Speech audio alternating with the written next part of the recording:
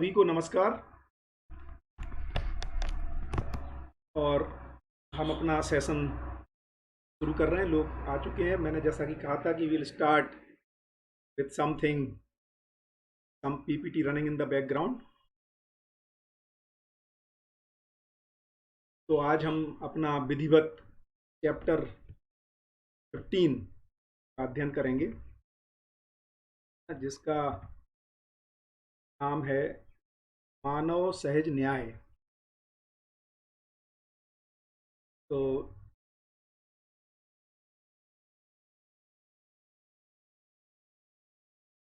बिल्कुल उसको शुरू करते हैं।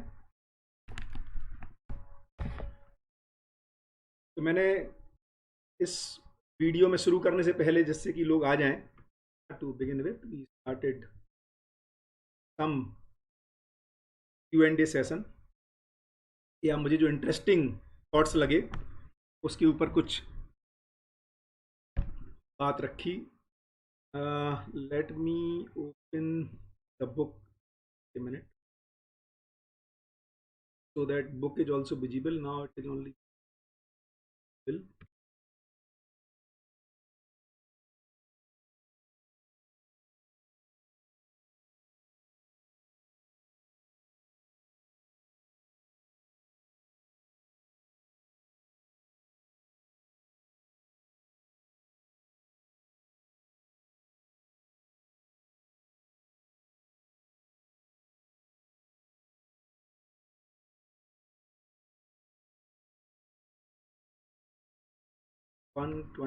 104 पेज नंबर है, मानव सहज न्याय। तो we will start with that.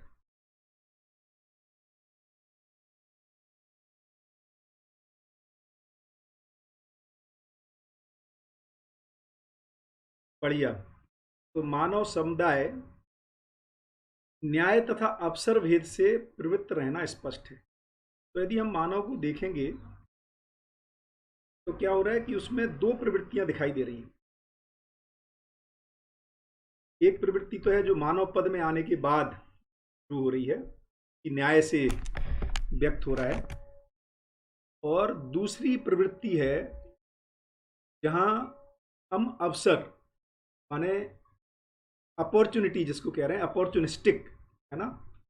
तो जैसा अपॉर्चुनिस्टिक व्यवहार किसको कहा जा रहा है, तो अपॉर्चुनिस्टिक व्यवहार कहा जा रहा है जो प्रिय हित लाभ, मतलब मैं समय देख करके, यार अभी तो समय अच्छा है, इससे बहुत ज़्यादा लाभ ले सकते हैं तो ले लिया जाए। तो ये जो अवसर वाली प्रवृत्ति है, और और जो न्याय है, तो न्याय में क्या अंतर है। न्याय देश काल और परिस्थिति से मुक्त है, क्योंकि सत्य का मतलब ही है जो हर देश में, हर समय में, हर परिस्थिति में जिसको हम प्रैक्टिस कर सकें, जो समय के साथ, स्थान के साथ और परिस्थिति के साथ बदलता नहीं है। ये बहुत ही इंपॉर्टेंट बात है, क्योंकि सत्य जो है वो अपरिवर्तनीय है, और जो न्याय धर्म सत्य है, ये मानव मानव व्यवहार में ना सत्य का ही मानव के द्वारा या ज्ञान संपन्न इकाई, है ना, चैतन्य इकाई या समझदार या अनुभव संपन्न व्यक्ति के द्वारा सच्चाइयों को जीने में व्यक्त करना, क्योंकि मानव ही वो सर्वश्रेष्ठ इकाई है जो सच्चाई को एज इट इज व्यक्त करने में सफल होती है। उसको व्यक्त करने में सफलता की बात कर रहे हैं। तो आश्रय किसको कह रहे हैं, तो मानव समुदाय का सारा न्याय तथा अवसर भेद से प्रवृत्तियां पाई जाती हैं। आश्रय मतलब जिससे जिसका अस्तित्व व्यवहार नियंत्रित है, वह उसका आश्रय है। तो या तो वो अवसर भेद से नियंत्रित रहता है या न्याय से नियंत्रित है। आश्रय आश्रित के आश्रय पाने के नियम की नियंत्रण संज्ञा है। एक मिनट में देख लेता हूँ कोई आवाज़ ठीक आ रही है। बढ़िया। So it looks all set. I normally don't see the comments in between. बीच बीच में देख लूंगा यदि एनीथिंग इज गेटिंग स्टक। न्याय आश्रित मानव मात्र सत्यासत्य, धर्माधर्म तथा न्याय अन्याय के ज्ञाता व्यवहारिक एक सूत्रता स्थापित करने में कुशल एवं निर्दोष जीवन जीव में रत रहते हैं, जिससे ही मानवीयता संरक्षित। तो जो यहाँ पर दो बात कर रहे हैं, सदोष और निर्दोष, है ना। तो जो न्याय आश्रित मानव हैं, या जो न्याय के आश्रय में या न्याय के नियंत्रण में या न्याय के अनुसार अपने जीवन को जीते हैं, उसमें ये भी मैं मतलब शायद अपने को स्पष्ट ही है कि न्याय करने के लिए अनुभव संपन्न होना जरूरी है, जिसको अपन पहला चरण कह रहे हैं, क्रियापूर्णता।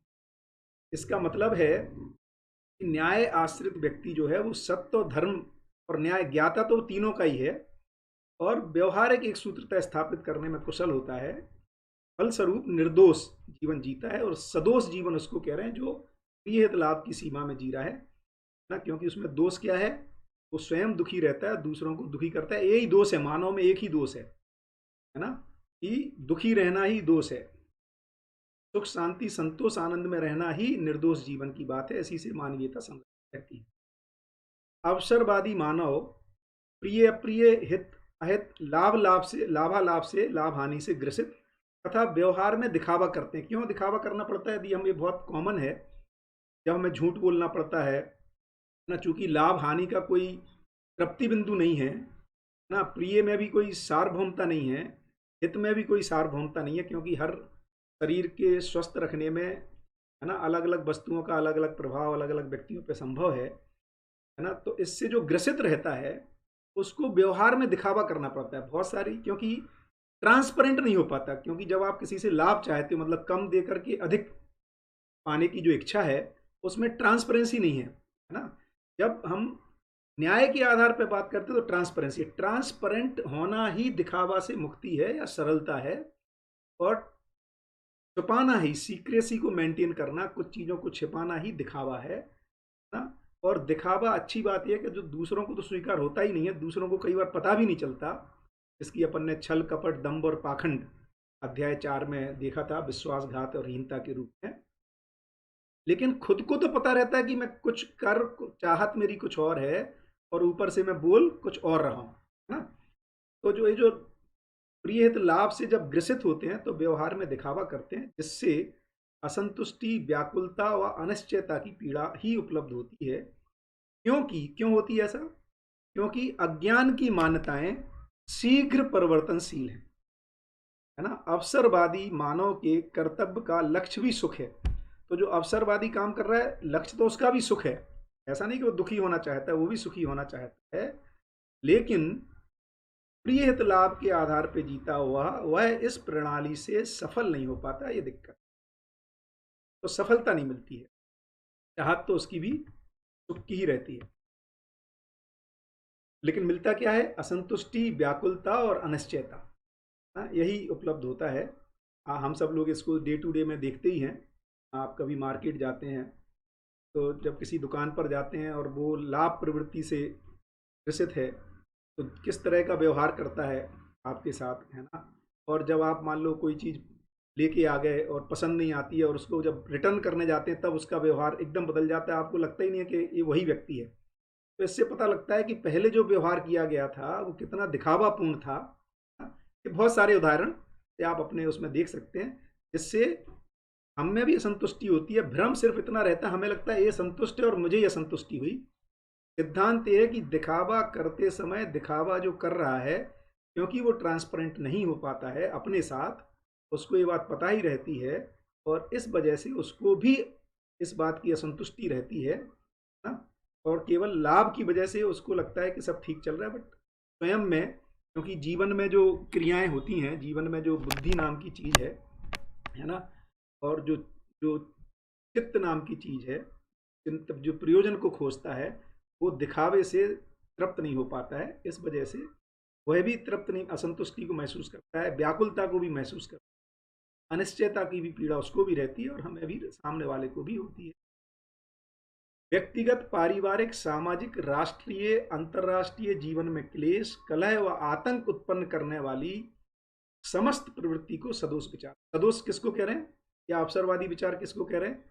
जो व्यक्तिगत लेवल पर, पारिवारिक, सामाजिक, राष्ट्रीय और अंतर्राष्ट्रीय जीवन में क्लेश, कलह व आतंक को उत्पन्न करने वाली जितनी भी प्रवृत्ति हैं उसको कह रहे हैं सदोष। और कारण क्या है इसका? क्लेश, कलह व आतंक का कारण केवल संग्रह, द्वेष, अज्ञान, अभिमान एवं भय। तो उसके रूट में कारण क्या है? संग्रह, इसी को जिसको अपन 5 बौद्धिक नियम कह रहे हैं, उसके जो विपरीत है ना, तो बौद्धिक नियम है असंग्रह, स्नेह, विद्या, सरलता, अभयता। उसके विपरीत में जो मानव में होता है, जो संग्रह, द्वेष, अज्ञान, अभिमान एवं भय, इसकी वजह से क्लेश, कलह और आतंक, और इसी की वजह से ना उसमें सदोष विचार या स्वयं में पीड़ा को या व्याकुलता को महसूस करता है। अवसरवादी विचार या सदोष विचार व्यवहार, हृदय, प्राण, मन, वृत्ति, चित्त, बुद्धि के परस्पर विरोधी विचार हैं। ये मजेदार चीज है। यहाँ पर अब व्यवहार, क्योंकि व्यवहार जो होने वाली क्रिया है वो शरीर से होने वाली क्रिया है, तो उसमें शरीर में हृदय, प्राण, क्योंकि मन जो है, जैसा कि साधन भाई के उसमें लोगों ने जीवन क्रियाओं को देखा, मन जो है वो डायरेक्टली शरीर के साथ जुड़ता है प्राण के माध्यम से, प्राण वायु के माध्यम से वेदस के साथ कनेक्ट होता है। तो व्यवहार, हृदय, प्राण, मन, वृत्ति, चित्त, बुद्धि के परस्पर विरोधी विचार ही अवसरवादी या सदोष विचार है, जिससे क्षोभ, खेद, तृष्णा, दुख, अशांति तथा असंतोष की पीड़ा होती है। व्यवहार व हृदय के परस्पर, अब इसको डिटेलिंग कर रहे हैं ना, कि क्योंकि अभी हम देखेंगे तो हमारे लिए जैसे सुख, शांति, संतोष, आनंद एक ही जैसा है, दया, कृपा, करुणा एक ही जैसा है ना, धीरता, वीरता, उदारता में फिर भी हम थोड़ा बहुत डिफ्रेंशिएट कर पाते हैं। तो इन शब्दों में क्षोभ, खेद, ईर्षा, दुख, सुख, दुख, अशांति, असंतोष है ना, तो उसको डिफाइन कर रहे हैं कि जब व्यवहार और हृदय के परस्पर विरोध से जो होता है उसको कह रहे हैं क्षोभ। हृदय व प्राण के परस्पर विरोध से जो होता है उसको कह रहे हैं खेद। प्राण व मन के परस्पर विरोध से तृषा, इसको मैं एक्सप्लेन करूंगा। मन व वृत्ति के परस्पर विरोध से दुख, और वृत्ति व चित्त के परस्पर विरोध से अशांति, चित्त व बुद्धि के परस्पर विरोध से असंतोष, तथा बुद्धि के आत्म विमुख होने से, क्योंकि बुद्धि में गलतियां नहीं जाती, बुद्धि या तो चुप रहती है, आत्म विमुख रहती है, इसी को कह रहे हैं अहंकार या अभिमान। तो मैंने एक पीपीटी बनाई है, उसको मैं यहाँ पे आपको इन सारे शब्दों को थोड़ा और स्पष्ट करने के लिए लेट अस उसको देख लेते हैं एक बार।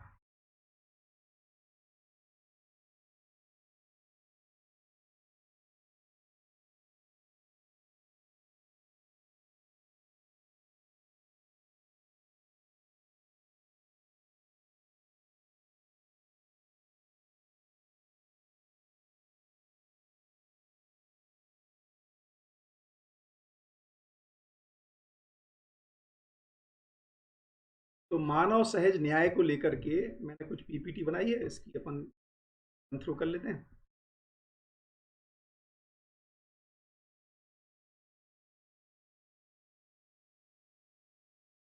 तो क्या चीज है? अवसरवादी वर्सेस न्यायवादी, है ना। तो अवसरवादी को कह रहे हैं सदोष विचार, है ना, या अमानवीय, या ऐसा विचार जो क्लेश, कलह, आतंक और भ्रम फल के रूप में देता है। जबकि न्यायवादी विचार कैसा है? निर्दोष है, मानवीय है, हर्ष, उत्साह, सहस्तित्व और निर्भमता को उसका फल है। और इसका कारण क्या है? अवसरवादी विचार के पीछे जो भी अपन ने देखा, संग्रह, द्वेष, अज्ञान, अभिमान, भय। और इसमें क्या दिक्कत है? शीघ्र परिणामवादी है। अवसरवादी का जो फल भी आता है, इसी को कह रहे हैं क्षणिक सुख के रूप में ही आता है ना, और बदलता है समय के साथ। तो समय के रूप में देखेंगे तो ये शीघ्र परिणामवादी है। जबकि न्यायवादी जो विचार है, जिसको अपन ने कहा नित्यवादी है, देश, दिशा, काल और परिस्थिति से मुक्त है। और आगे इसमें आएगा कि यही जो अवसरवादी विचार है, ये बुद्धि अथवा विज्ञानमय कोश की जागृति के अभाव में ऐसा हो रहा है ना? और इसी को आगे विकृत परिणाम भी कहा है। और न्यायवादी विचार होने के लिए बुद्धि में आत्मबोध होता है ना, इसलिए ऐसा विचार हम फिर कर पाते हैं न्यायवादी व्यवहार। और इसके परिणाम के रूप में सुकृत परिणाम, सुकृत और विकृत दो शब्दों को यूज किया है। आगे ये भी आएगा, है ना, इसको अपन जब आएगा तब ले लेंगे, है ना। अब यहां पर मैं बताना चाह रहा था किस तरह से जो ये जो तीन मैंने कारण, सूक्ष्म और स्थूल है ना, तो स्थूल को शरीर कह रहे हैं, जिसमें प्राण और हृदय को यहाँ पे जो डिटेलिंग आई। और क्योंकि शरीर के माध्यम से, मन शरीर के माध्यम से व्यवहार करता है, तो जब व्यवहार और हृदय में जब एक सूत्रता नहीं होती है, जब परस्पर विरोधी होता है, माने जब हम ऐसा व्यवहार करते हैं जिससे ना धड़कनें बढ़ जाती हैं, ना बहुत है ना दुखी हो गए, है ना, उसको अपन दुखी बोल रहे हैं, बट एक्चुअली वो क्षोभ है, उसको अपन और उसको डिटेल में पकड़ना पड़ेगा अपने ही जब हम अपने व्यवहार को और बारीकी में जांचेंगे, है ना, तो हमें पाते हैं कि किसी किसी व्यवहार में हमारी धड़कनें बढ़ जाती हैं, या हृदय बैठ जाता है, ऐसा लगता है ना हृदय बैठ गया है ना, तो उसको कह रहे हैं कि वो क्षोभ है। और किसी किसी में हमारा जो सांस बहुत तेज हो जाती है, प्राण, ये सारा एक साथ ही होता है बाय द वे, है ना, तो खेद। और जो मन और प्राण के बीच में जो स्थिति बनती है विरोधात्मक, ना, उसको कह रहे हैं तिरसा। और जब मन वृत्ति के अनुसार नहीं चल रहा होता है ना, वृत्ति माने विचार हमारा कुछ और कहता है और मन कुछ और करता है, उसी को दुख कह रहे हैं। और वृत्ति और चित्त के बीच में हमारे में जब एक सूत्रता नहीं होती है तो इसी को अशांति, और बुद्धि और चित्त के बीच में जब एक सूत्रता नहीं है तो असंतोष, और आत्मा और बुद्धि के बीच में जब एक सूत्रता नहीं है तो इसी को अहंकार संज्ञा कह रहे हैं। इसलिए ये जो इम्पोर्टेंट है चित्त का रोल, क्योंकि चित्त को ही बेसिकली कनेक्टिंग लिंक के रूप में पहचानते हैं। इसको अपन अभी देखेंगे कि किस तरह से इसको जो डिटेलिंग की है उसकी बात कर रहे हैं।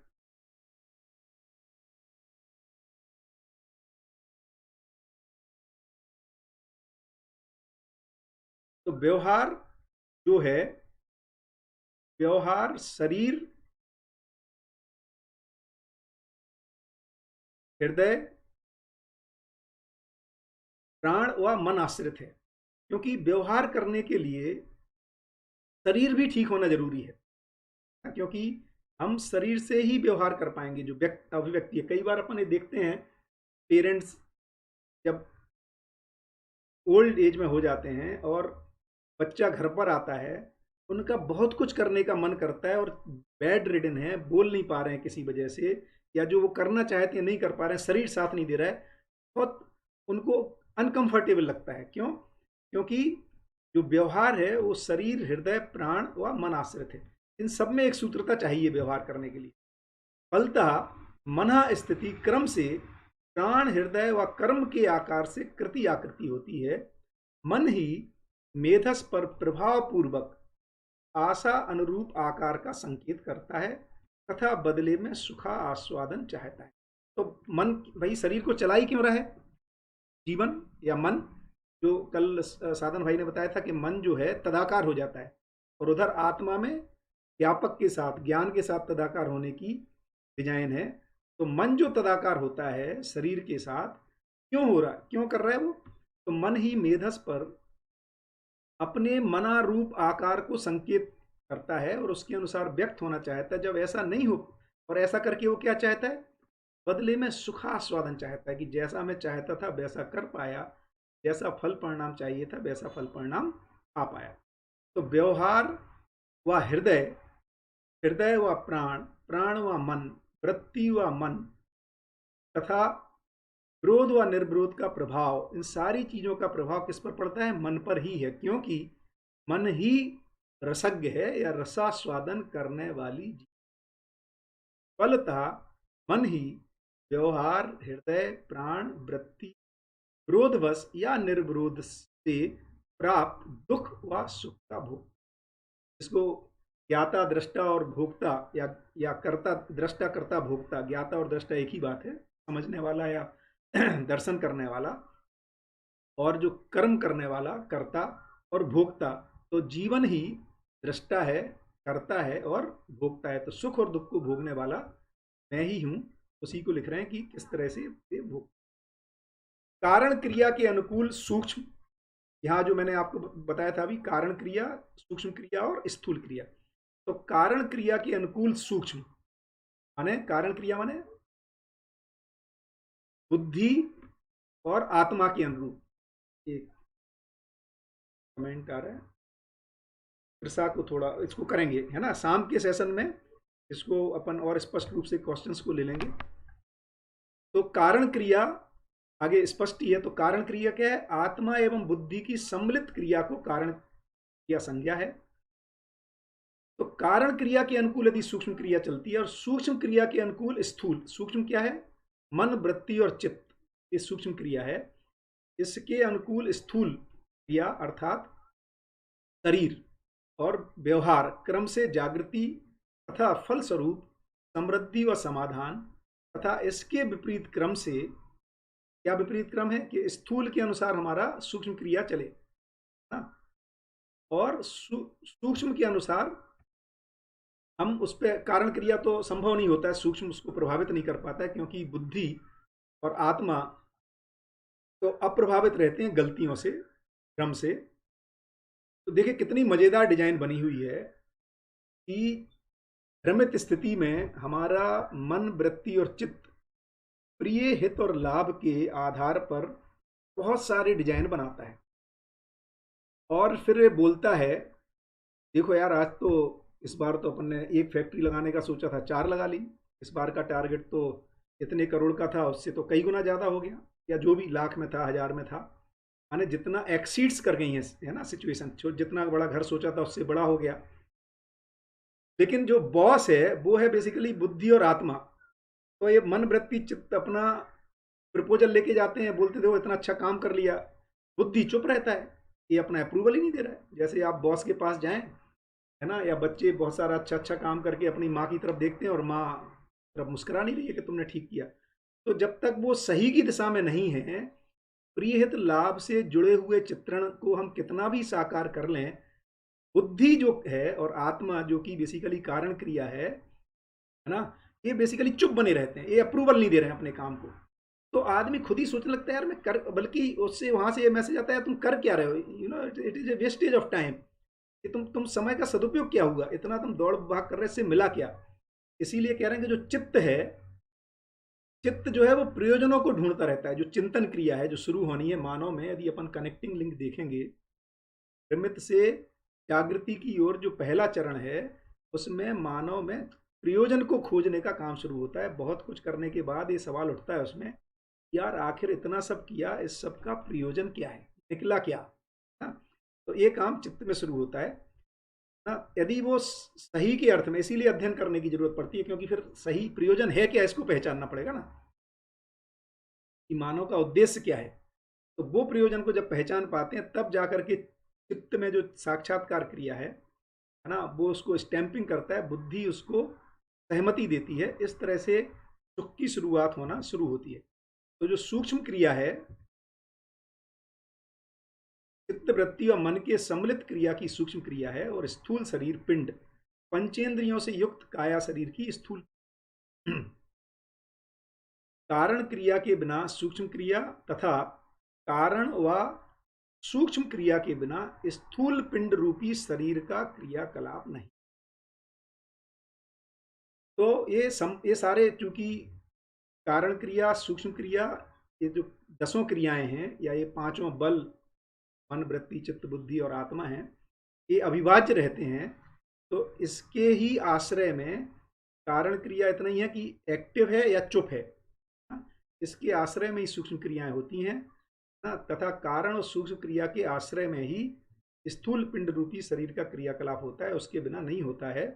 तो जितनी भी ज्ञानेंद्रियां हैं ना, ये शरीर में अकेले से काम नहीं करती हैं। जब तक शरीर को जीवंत बनाए रखता है, तभी तक ज्ञानेंद्रियों का कार्यकलाप हो पाता है।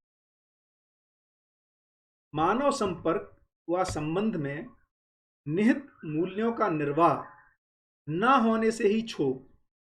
तो हर संबंध और संपर्क में कुछ निहित मूल्य हैं, उन्हीं को अपन अपेक्षाएं कह रहे हैं। स्नेह, विश्वास, सम्मान और प्रेम। तो ये जो हर संबंध में है ना, जैसे पति पत्नी संबंध में कुछ निश्चित अपेक्षाएं, माता पिता और बच्चों के साथ जो संबंध है उसमें भी निश्चित अपेक्षाएं हैं, गुरु शिष्य संबंध में भी निश्चित अपेक्षाएं निश्चित हैं, है ना। और उन्हीं के मूल्यों का निर्वाह न हो पाने से क्षोभ होता है, क्रोध व कठोरता का प्रसव होता है। और भौतिक क्रिया में क्षोभ का मतलब है असमृद्धि या अभाव का प्रसव होता है।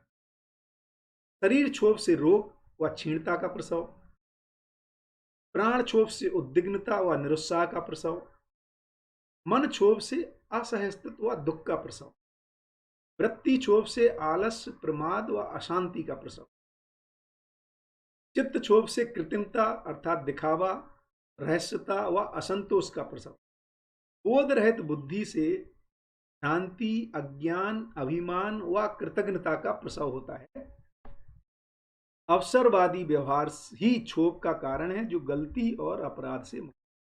तो जितना भी अमानवीय, अवसरवादी है ना, या व्यवहार, जब हम प्रिय लाभात्मक व्यवहार है, उससे यही सारी चीजें का प्रसव माने उदय होता है, और जो गलती और अपराध से मुक्त नहीं।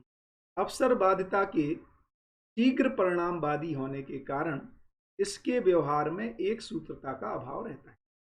तो जितना भी अवसरवादी व्यवहार है उसमें एक सूत्रता स्थापित नहीं हो पाती। मन ही वृत्ति के साथ, वृत्ति चित्त के साथ, और चित्त में जो प्रयोजन पूछने की क्रिया है, अपने में ही जो हायर अथॉरिटीज हैं, सो टू से, है ना, कॉलोक्युअल लैंग्वेज में कहें तो जो चित्त का जो हायर लेवल है, प्रयोजन चिंतन वाली या साक्षात्कार वाली क्रिया, या बुद्धि और आत्मा, ये जो है उसमें एक सूत्रता, सूक्ष्म और कारण में एक सूत्रता स्थापित नहीं हो पाती है। एक सूत्रता के अभाव में आत्मोन्मुख बुद्धि न होने से, बुद्धि जो है आत्मा के अनुमुख न होने से बुद्धि में क्षोभ, और बुद्धि अनुयायी चित्त न होने से चित्त क्षोभ, और चित्त अनुयायी वृत्ति न होने से वृत्ति क्षोभ, और वृत्ति अनुयायी मन न होने से मन क्षोभ, और मनोनुकूल प्राण, हृदय, शरीर व क्रिया न होने से संपर्कात्मक व संबंधात्मक व्यवहार में मन क्षोभ, मन क्षुब्ध हो जाता है अर्थात दुखी हो जाता है। ऐसा देखते हैं अपने व्यवहार में। अब बुद्धि क्षुब्ध अर्थात अहंकार, अहंकार वाले व्यक्ति में क्या होता है? अहंकार वाला जो मानव है, जिसकी बुद्धि चुप है या क्षुब्ध है, मानव कैसे व्यक्त होता है? तो ऐसा मानव अपने ज्ञान को श्रेष्ठ माने रहता है। उसको लगता है मुझे सब पता है ना, ये कोरोना वायरस को भी कैसे रोकना चाहिए, पोल्यूशन कैसे खत्म होना है, मेरे पास सारा ज्ञान है। हाँ, ये बात अलग है कि हमारे परिवार में उस ज्ञान को हमारे अपने नकारे हुए हैं, हमारे अपने हमारे ज्ञान को नहीं सुन रहे, लेकिन दूसरों को देने के लिए उसके पास पर्याप्त ज्ञान बना रहता है, और उसको ये लगता ही रहता है कि मेरा ज्ञान ही श्रेष्ठ है, और बाकी कोई सुन नहीं रहा है, ये सब बेवकूफ़ लोग हैं, गलत लोगों के साथ आ गया। इसीलिए उसको वर्तमान से विरोध बना रहता है। उसका बॉस ठीक नहीं है, पत्नी ठीक नहीं है, बच्चे ठीक नहीं, माता पिता सुनते नहीं है, हाँ, तो मेरा ज्ञान ही सर्वश्रेष्ठ ज्ञान है। ऐसा, इसी का नाम है अहंकार। चित्त क्षुब्ध मानव अपने तर्क को श्रेष्ठ माने रहता है। उसको लगता है उसके पास जो लॉजिक है ना, एकदम परफेक्ट है। और वृत्ति क्षुब्ध मानव विचार व कार्य योजनाओं को श्रेष्ठ माने रहता है, और मन क्षुब्ध विषय भोग को श्रेष्ठ समझता है। तो जो लोग विषयों को एंजॉय नहीं कर रहे हैं, लगता है तो क्या आदमी हो, घूमने नहीं जाते छुट्टियों में? तो विषय भोग ही श्रेष्ठ है। मैं जहाँ घूमने जाता हूँ, मैं पहाड़ पे जाता हूँ तो बढ़िया, मैं थाईलैंड जाता हूँ तो वो सबसे बढ़िया है ना, मैं पेरिस जाता हूँ तो सबसे बढ़िया। अच्छा, दूसरा भी बोलता है मैं भी पेरिस होके आया, तो बताएगा तुमने ये वाली जगह देखी, और आपने बोला नहीं देखी, बस तो फिर तो पेरिस जाना बेकार ही हो गया, क्योंकि वो तो उस जगह घूम के आया है। तो इस तरह से उसने जो विषय भोग किए हैं, उसने किस होटल में खाना खाया है, कहाँ होके आया है, वही श्रेष्ठ है, बाकी सब नेष्ठ है ना। फलस्वरूप वाद विवाद उत्पन्न होता है। अतः यह सिद्ध होता है कि अवसरवादिता ही वाद विवाद का मूल कारण, क्योंकि ये जो व्यवहार है, अपने ज्ञान को श्रेष्ठ मानना, अपने तर्क को श्रेष्ठ मानना, अपने कार्य विचारों को श्रेष्ठ मानना, अपने विषय भोग को श्रेष्ठ मानना, इसी का नाम है अवसरवादी कार्यक्रम, अवसर। क्योंकि यह अपराध से मुक्त नहीं है। यही अपराध है मानव के साथ। अब बोलो यार क्या बात कर रहे हैं, अपराध तो हम मानते हैं कि वो जो है ना संविधान में लिखा हुआ है, संविधान में स्थूल अपराधों का वर्णन है ना। ये जो सूक्ष्म अपराध है, क्या सूक्ष्म अपराध है? एक मानव का दूसरे मानव के साथ न्याय ना कर पाना ही अपराध है। विश्वास का निर्वाह ना कर पाना ही अपराध। कृतज्ञता का निर्वाह अपने ही माता पिता, अपने जागृति में, उन्नति में जिस किसी से भी सहायता मिली है, उसको उसके प्रति कृतज्ञ ना हो पाना ही अपराध है। हाँ, अपने से श्रेष्ठ का सम्मान न कर पाना ही अपराध, अपने ही मानव के दूसरों के विचारों को ना सुन पाना, उनके विचारों का सम्मान न कर पाना, ये सारे अपराध हैं। एक्चुअली हम अभी बहुत स्थूल सीमा में, क्योंकि मानव जागृति जो है वो स्थूल में ही जागृत हो पाई। अभी जो सही अर्थ में जो गलतियां और अपराध हैं वो तो वैचारिक पक्ष में हो रहे हैं, क्योंकि सारा कार्य और व्यवहार तो विचार की सीमा में है। इसलिए ये जो अवसरवादी व्यवहार है ये पूरा अपराध से मुक्त नहीं है। सत्य बोध ना हो पाना ही बुद्धि क्षोभ है। बुद्धि भी क्षुब्ध क्यों है? क्योंकि सत्य का उसको बोध नहीं हो पा रहा। तो वाद विवाद के लिए बड़ा जबरदस्त सूत्र है। वाद विवाद के लिए दोनों पक्षों का अथवा एक पक्ष का गलत होना माने भ्रम ना समझ होना रहना आवश्यक है, क्योंकि दोनों पक्ष सही हों और वाद विवाद हो ऐसा संभव नहीं है। अभी ये भी मजेदार है, अभी हम लोग क्या करते हैं, बहुत सारे मंचों पर है ना विरोधी इकट्ठे हो जाते हैं, चाहे वो पॉलिटिकल मंच हो, चाहे वो रिलीजियस मंच हो, सर्वधर्म सम्मेलन, सर्व पॉलिटिकल के लोग एक साथ आ जाएंगे, है ना, और फिर ये कहेंगे देखो हमारे में कोई है ना वाद विवाद नहीं है, ऐसा दिखावा करते हैं मंच पर। लेकिन दोनों पक्ष यदि सही में एक सूत्रित नहीं है ना, और एक पक्ष या दोनों ही पक्ष गलत हैं, तो वाद विवाद ना हो ऐसा संभव ही नहीं है। इसी बात को हम या तो मंच पर ही दिखने लगता है, या मंच से उतरने के बाद उनके कार्य व्यवहार से यही पता लगता है कि जो बोल रहे थे वो दिखावा था।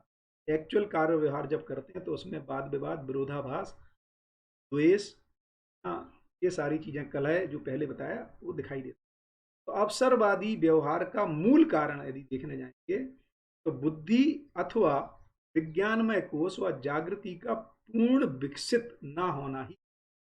यदि देखेंगे तो अवसरवादी व्यवहार का कारण क्या है भाई, क्यों ऐसा हो गया कि आदमी अवसरवादी व्यवहार है? तो ये कोई गलती नहीं है। जागृति क्रम में ना, जब तक बुद्धि या जो विज्ञानमय कोश, किसी ने पूछा भी था, इसी दौरान इसको रखूंगा भी, कोश का यदि मिलेगा तो, जैसे अन्नमय कोश, प्राणमय कोश, मनोमय कोश और आनंदमय कोश और विज्ञानमय कोश, इस तरह से भी बाबा ने जो एक क्रम को बताया है विकास और जागृति के, विकास क्रम और जागृति क्रम, तो इन कोशों का क्रमशः जो विकसित होने का क्रम है, तो कह रहे हैं कि अवसरवादी व्यवहार का मूल कारण बुद्धि का अथवा विज्ञानमय कोश व जागृति का पूर्ण विकसित ना होना है। विज्ञानमय कोश के विकसित नहीं होने से ही भ्रम तथा अज्ञान है, जो अवसरवादिता का द्योतक है। क्योंकि विज्ञानमय कोश, और एकदम मोटी भाषा में, एकदम सामान्य भाषा में देखें तो बुद्धि विकसित नहीं हो पाई। इसका क्या मतलब है कि हम जो भी काम कर रहे हैं हम बुद्धूपने का काम कर रहे हैं। क्या मतलब हुआ इसका? तो लगता है हम बहुत बुद्धिमान हैं। तो हम जो बहुत बुद्धिमत्ता पूर्वक यदि हमने मिट्टी, पत्थर, कंकड़, है ना, अर्थात घर, गाड़ी, घोड़ा, इन सबको इकट्ठा कर लिया है, इकट्ठा, और उसके फलन के रूप में यदि हम सुख, शांति, संतोष को नहीं पा पाए, संबंधों में निर्वाह नहीं कर पाए, अपने ही पत्नी, बच्चों के साथ हम अपने मूल्यों के साथ नहीं जी पाते हैं, या समाज में हम भागीदारी नहीं कर पा रहे हैं, इसका मतलब ये हुआ कि ये बुद्धिमत्ता का काम कहाँ हुआ है? तो बुद्धूपने का काम हुआ। खूब मेहनत की, अच्छा मेहनत में कोई कमी नहीं है, हम लोग 10-10, 12-12, 14-14 घंटे काम कर रहे हैं, ऑफिस में, घर में, है ना, या वही सब चलता भी रहता है लगातार हमारे में। तो इसके बावजूद यदि जो फाइनली मानव की जो उपलब्धि होनी थी वो तो सुख शांति होनी थी, यदि वो नहीं हुई तो फिर बुद्धिमत्ता का काम कहाँ हुआ? ये तो बुद्धूपने का काम हुआ।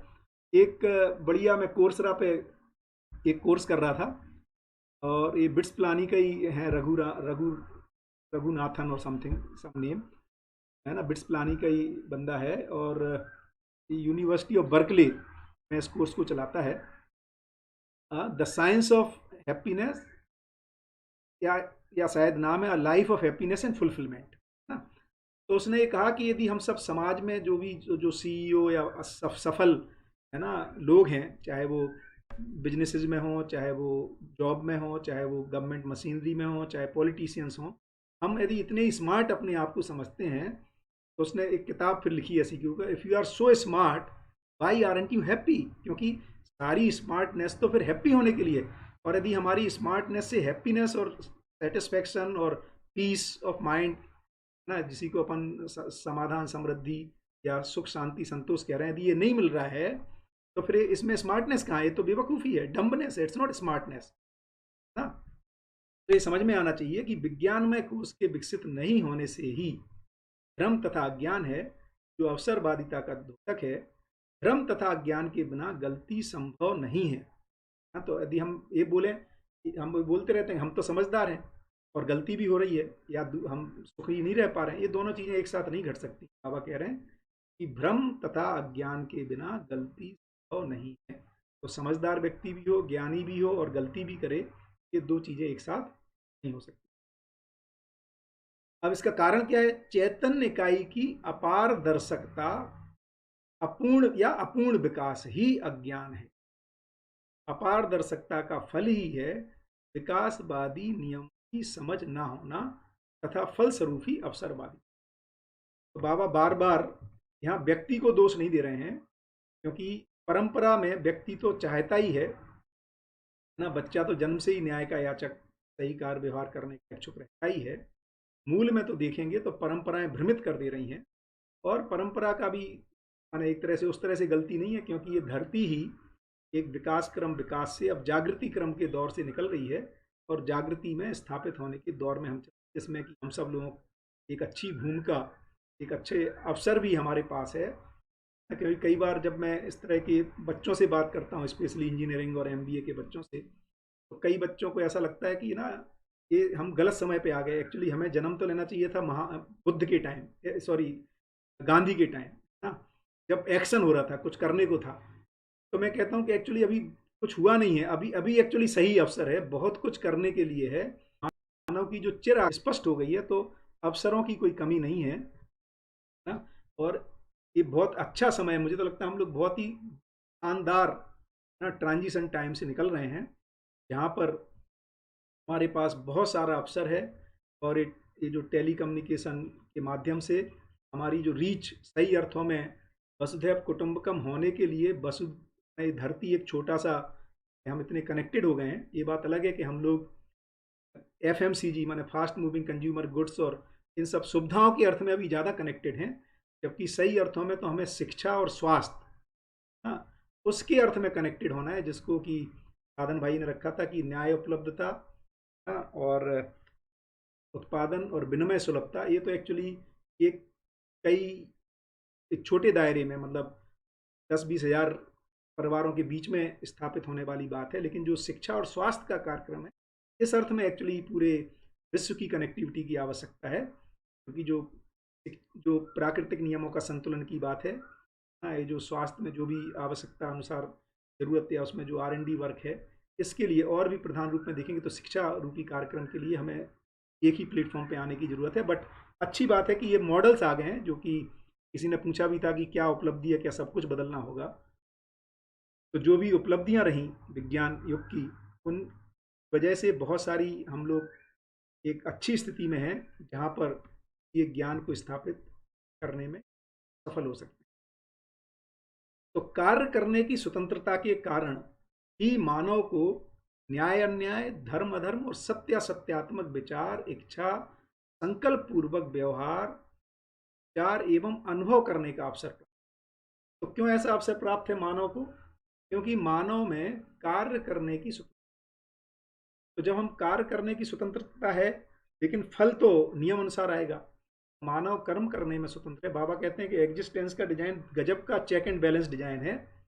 एक तरफ कर्म करने की स्वतंत्रता दी हुई है, लेकिन जो फल है, फल तो नियम से आएगा। तो यदि मैं अन्याय, अधर्म और असत्यात्मक विचार पूर्वक कार्य करता हूँ, है ना, तो फल उसका दुख के रूप में, अशांति के रूप में, असंतोष के रूप में, क्लेश के रूप में, द्वेष के रूप में, आतंक के रूप में आता है, जो मुझे स्वीकार नहीं होता। तो कार्य करने की स्वतंत्रता के कारण ही मानव को दोनों अवसर उपलब्ध हो जाते हैं, न्याय करने का भी, परमात्मक और सत्य का अन्वेषण करने का भी। इस तरह से यदि मैं विचार, इच्छा, संकल्प पूर्वक व्यवहार, विचार, अनुभव भी प्राप्त है, ये एक कर्म करने की स्वतंत्रता आने की वजह से मानव में घटित हो रहा है, जिसकी वजह से मानव आदिकाल से सही क्या है, न्याय अन्याय क्या है, इसकी खोज में, शोध में लगातार प्रयासरत हैं। और मानव जाति एज ए होल ना एक बहुत अच्छे पड़ाव पर क्रम से महापुरुषों के आने से, विज्ञान जगत के महापुरुष भी और अध्यात्म जगत के या मानव चेतना से संबंधित जिन्होंने शोध किए, उसकी वजह से हम बहुत सारी चीज़ों आ गए हैं। कामना के रूप में तो लगभग सारा ही आ चुका है, उसको अब इम्प्लीमेंट करने के लिए एक हमारे पास शानदार अवसर प्राप्त। जड़ सृष्टि में बीज, परिणाम एवं प्राण के भेद से और चैतन्य जीवन में बीज, आशा व इच्छा के रूप में वंशानुसंगी, संस्कार अनुसंगी भेद से है। ये मजेदार है। तो देख रहे हैं कि जड़ सृष्टि में क्या होता है, बीज जो है परिणाम एवं प्राण के भेद से, और चैतन्य में बीज क्या है, जैसे जड़ सृष्टि में एक पेड़ है ना, एक पेड़ जो है बहुत सारे बीजों को बना देता है। तो चैतन्य जीवन में बीज क्या है, तो आशा, विचार, इच्छा के रूप में वंशानुसंगी या संस्कार। तो आशा के रूप में तो वंशानुसंगी जो पशुओं में देखने को मिलता है, जीने की आशा के रूप में उसमें बीज है, उस बीज की वजह से वो कार्यकलाप करता है वंशानुसंगी, आहार, निद्रा, भय, प्रजनन रिलेटेड। मानव में बीज क्या है, मानव किस लिए काम करता है, क्या आधार है, तो मानव में संस्कार ही बीज है। संस्कार मतलब सही की समझ, और जब तक सही की समझ नहीं है तब तक जिसको भी सही मान लिया भ्रमवश, उसके अनुसार वो काम करता हुआ पाया जाता है। तो मानव में बीज जो है वो संस्कार के रूप में, जिसको कहते हैं ना बीज ही फलित होता है, अर्थात मानव ने जिसको सही माना है ना, तो मानव में बीज संस्कार के रूप में मन, वृत्ति, चित्त व बुद्धि में स्थापित होना, क्योंकि हर भ्रमित व्यक्ति के बौद्धिक है, बौद्धिक क्षमता का भेद ही मानव क्रियाकलाप में वैविध्यता का मूल कारण है।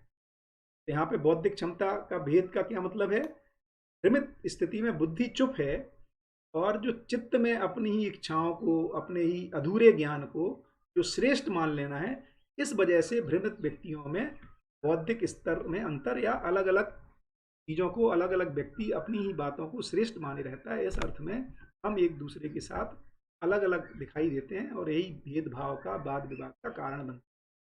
तो बौद्धिक वैविध्यता के कारण ही मानव न्यायवादी तथा अवसरवादी व्यवहार अपने जागृति के अनुसार अपनाता है, और यहीं यदि हमारी में सत्य की, सच्चाइयों की स्पष्टता हो जाती है बुद्धि में, तो वो न्यायवादी व्यवहार अपनाता है, वहां से वैविध्यता समाप्त हो जाती है, हम सब सही में एक के रूप में काम। बीज मात्र उद्भव के अनंतर प्रलय की ओर। तो बीज क्या होता है, जैसे एक आप आम का बीज लें ना, कितना जबरदस्त डिजाइन है। कुछ लोग मेरे से पूछे कि भैया ये जीवन में ये चैन, आस्वादन, विचार है ना, एक ये परमाणु में ये सब कैसे होने लगता है ना। तो देखो इतना सिंपल डिजाइन है।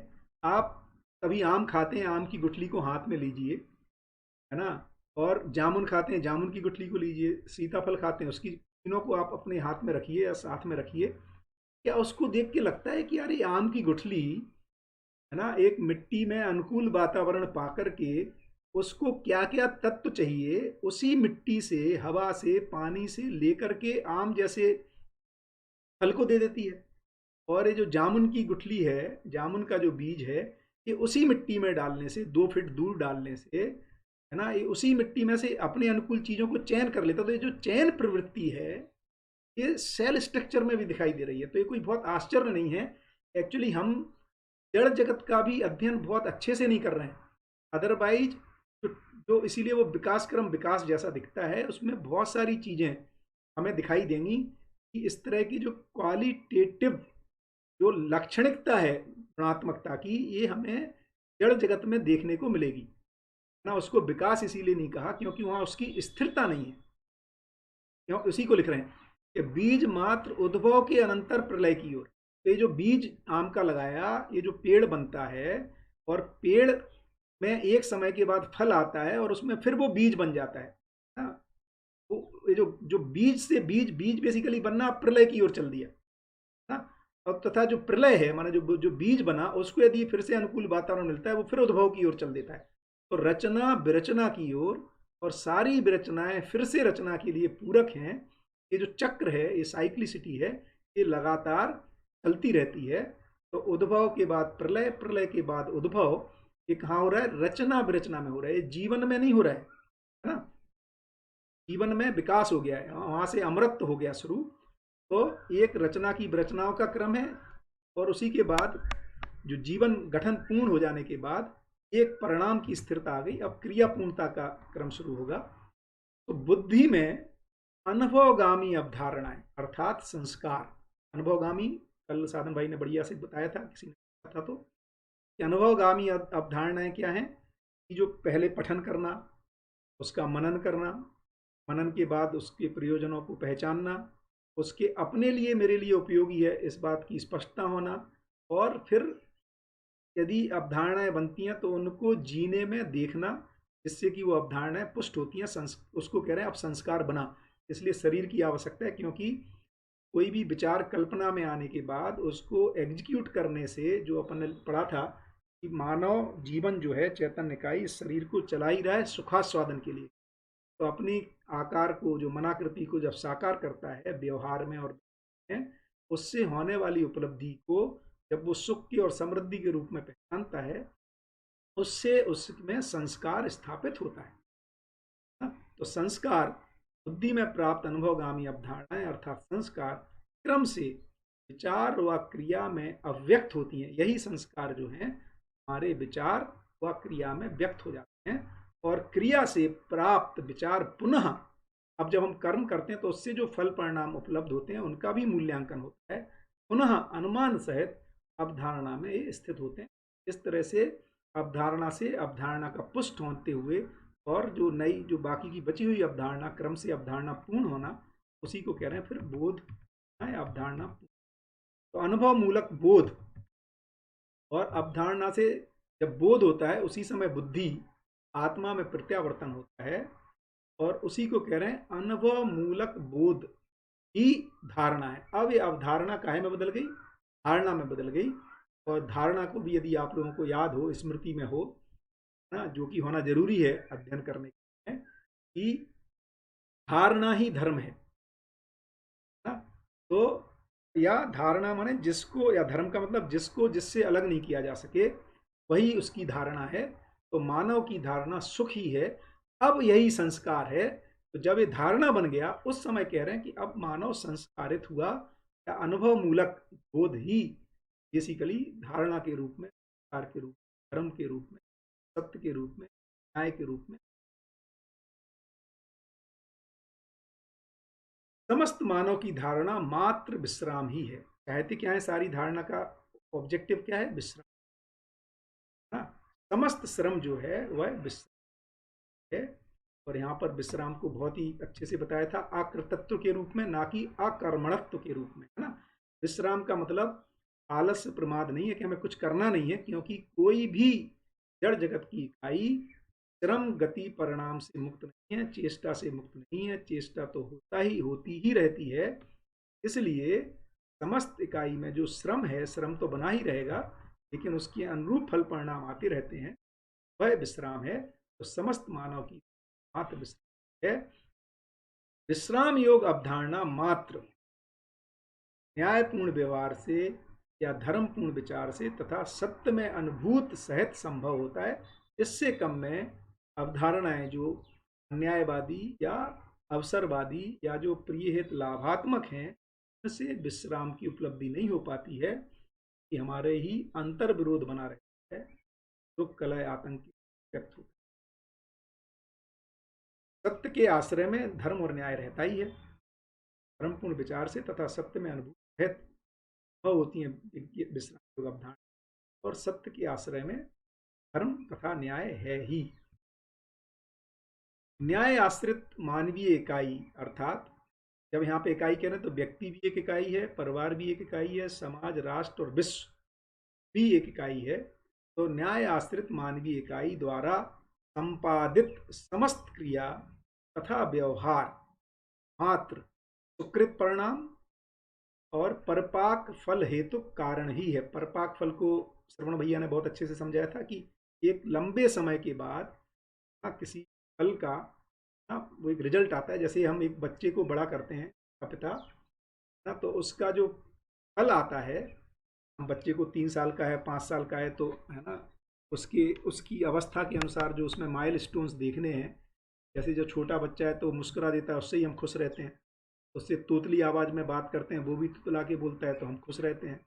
लेकिन यदि वही बच्चा जब 6 साल का हो जाए, 5 साल का हो जाए, फिर भी तोतली आवाज़ में बोलेगा तो हम परेशान हैं। या जब वो छोटा है तो घुटनों के बल चलता है, तब हम बड़े खुश हैं। लेकिन वही बड़ा बड़ा हो जाए एक उम्र के बाद, जहाँ पे अब उसको पैर पे चलना चाहिए और फिर घुटनों से चले तो नहीं चलेगा। तो क्या हो रहा है कि जो फल है, तो फाइनली देखेंगे तो एक लंबी प्रक्रिया है माता पिता अभिभावक के साथ, अपने बच्चों के साथ, कि उनकी जो तृप्ति होती है जब वो बच्चा एक उम्र का होने के बाद, जिसको अपन 20, 21, 22 कह सकते हैं, जहाँ पर वो अपने ही स्वावलंबन के लिए कुछ स्किल्स को सीख जाता है, अपना समाज उपयोगी काम करने लगता है, और साथ ही साथ समाधान को व्यक्त कर पाता है, अर्थात माता पिता से और जो समाज से, बड़ी लोगों से, है ना, बड़े लोगों से, गुरु से जो भी सहायता मिली उसके प्रति कृतज्ञ हो पाता है।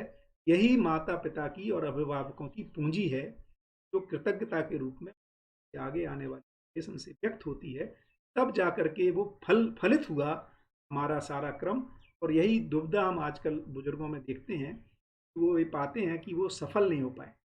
भौतिक रूप में उनके बच्चे सफल होते हुए भी जब वो बच्चों में उस तरह की कृतज्ञता नहीं देख पाते हैं, इसी को वो असफलता के रूप में मूल्यांकन, फलस्वरूप उनको लगता है कि उनका श्रम था वो व्यर्थ चला गया, और उस श्रम की एक पीड़ा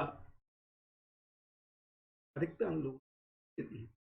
तो न्याय आश्रित मानवीय इकाई जो है, अर्थात व्यक्ति के रूप में, परिवार के रूप में, राष्ट्र के रूप में, विश्व के रूप में द्वारा संपादित समस्त क्रिया तथा व्यवहार मात्र सुकृत परिणाम, परिपाक फल हेतुक ही हैं, जिससे ही समाधान एवं सह अस्तित्व है। न्याय आश्रित व्यवहार संपन्न समाज में मानवीयता तथा अति मानवीयता की प्रतिष्ठा स्पष्ट है। तो न्याय आश्रित जो व्यवहार संपन्न समाज है, ये मानवीयता और अति मानवीयता दिखाई देती है। बाबा जब लिखते हैं ना प्रतिष्ठा स्पष्ट है, तो लोग कई बार लगता है बाबा अभी कहाँ प्रतिष्ठा है। तो बाबा समय के इस परिस्थिति को नहीं बोल रहे हैं, वो कह रहे हैं यही प्रतिष्ठित है, माने ज्ञान ही प्रतिष्ठित होता है, न्याय ही प्रतिष्ठित है, क्योंकि यही मानव चाहता है, इसी में जाकर के वो तृप्त को महसूस करता है। इस अर्थ में न्याय की ही प्रतिष्ठा है, अन्याय की प्रतिष्ठा नहीं हो पाती मानव समाज में।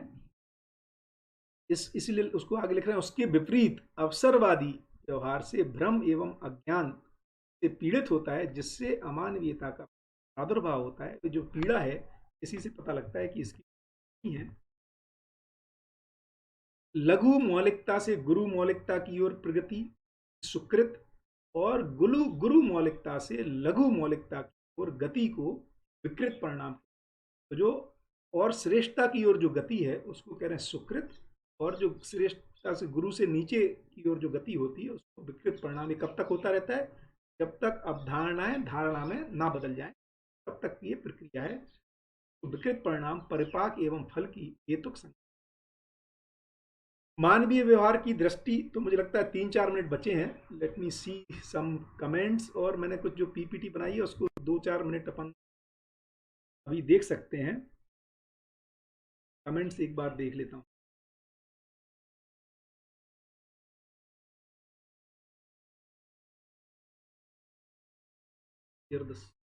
ओहो, अच्छा, उस समय साउंड नहीं थी जब आरजी भाई देख रहे थे, वो तो वीडियो केवल पीपीटी ही रन कर रही थी।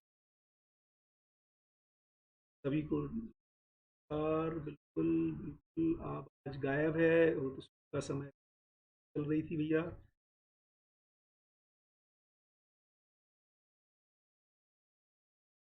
फिर से आपको इसको अपन शाम को ले लेंगे। कृपया विचारों पर ध्यान देने की प्रक्रिया की वीडियो ऑडियो अपलोड करें।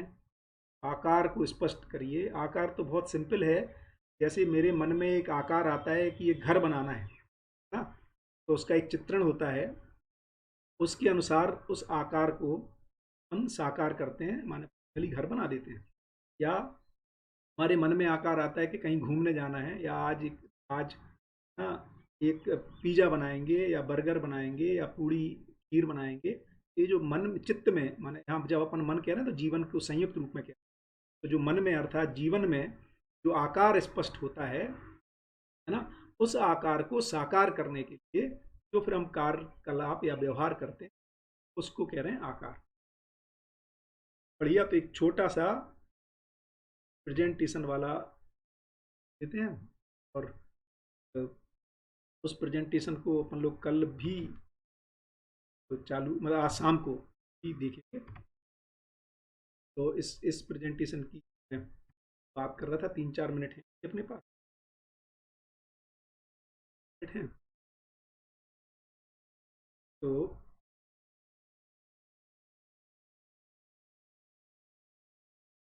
बढ़िया, तो कारण इस तो जो जो जो चर्चा आई है अभी तक की उसको एक बार समअप कर देते हैं।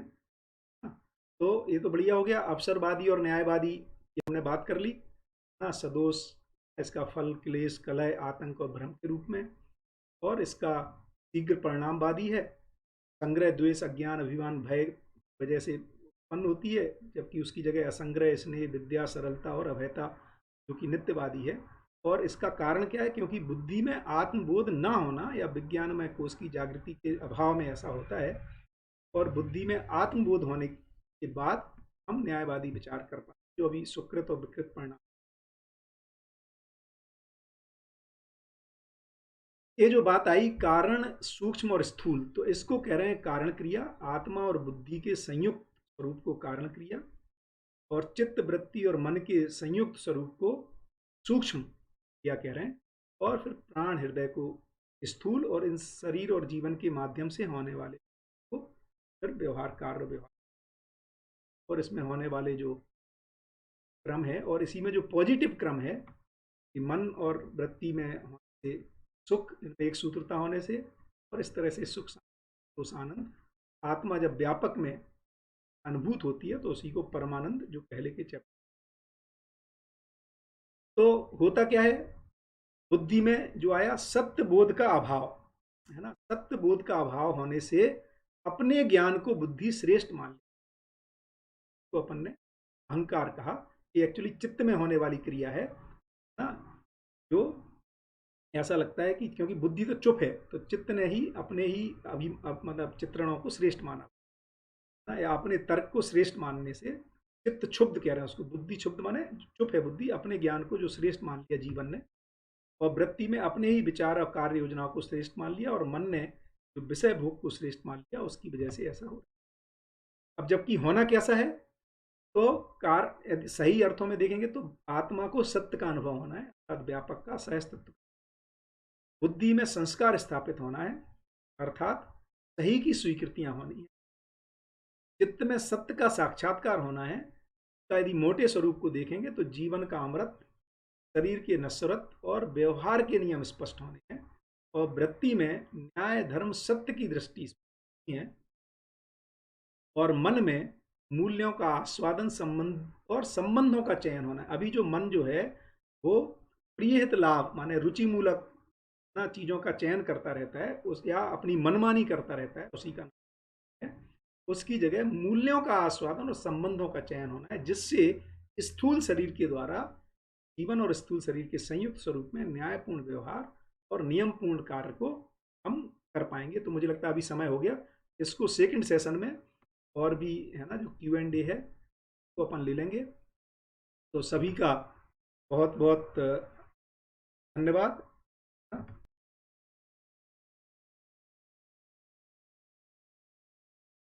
और सभी को नमस्कार।